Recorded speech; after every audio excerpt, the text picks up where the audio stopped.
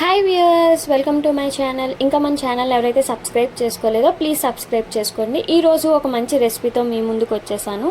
Aloo soya chunks curry.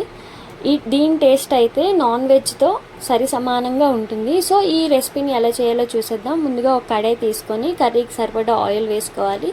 తర్వాత 2 to 3 onions medium సైజులో cut చేసుకొని, అలానే గ్రీన్ చిల్లీస్ పచ్చిమిరపకాయలు కూడా సన్నగా కట్ చేసుకొని ఒక 4 to 5 వేసుకోవాలి. ఉల్లిపాయలు పచ్చిమిరపకాయలు బాగా ఆయిల్లో ఫ్రై అయ్యాక మనం బంగాళదుంపలను మీడియం సైజులో కట్ చేసుకొని వేసుకోవాలి. బంగాళదుంప ముక్కల్ని వేసేసాక ముందుగా మనం మిల్ మేకర్ని అయితే వేడి నీళ్ళల్లో నానబెట్టుకోవాలి. ఇలా నానబెట్టుకున్న తర్వాత మిల్ మేకర్లో ఉన్న వాటర్ని అంతా మనం స్క్వీజ్ చేసేయాలి. అంటే అందులో ఉన్న వాటర్ని అంతా చేతితో పిండేసి ఈ కర్రీలో అయితే వేసేసుకోవాలి. ఇప్పుడు ఈ బంగాళదుంపలు మిల్ మేకర్ రెండు ఆయిల్లో బాగా ఫ్రై అయ్యాక కూరకి సరిపడ్డ ఉప్పు అలానే కారం వేసుకోవాలి. ఉప్పు కారం ముక్కలన్నిటిలోనే బాగా కలిసేలా బాగా కలుపుకోవాలి. ఉప్పు కారం వేసిన తర్వాత 1 గ్లాస్ ఆఫ్ వాటర్ వేసుకోవాలి. అంటే పావు గ్లాస్ ఆఫ్ వాటర్ వేసుకుంటే సరిపోతుంది.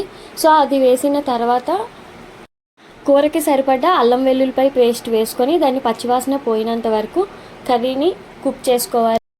ఇప్పుడు కర్రీలో ఆయిల్ సెపరేట్ అయినంత వరకు బాగా కుక్ చేసుకోవాలి. మీ కర్రీ కన్సిస్టెన్సీ బట్టి స్టవ్ ఆఫ్ చేసుకోవచ్చు. ఇలా వేడివేడిగా ఉన్నప్పుడు అన్నంలో సర్వ్ చేసుకొని తింటే టేస్ట్ అయితే చాలా సూపర్గా ఉంటుంది.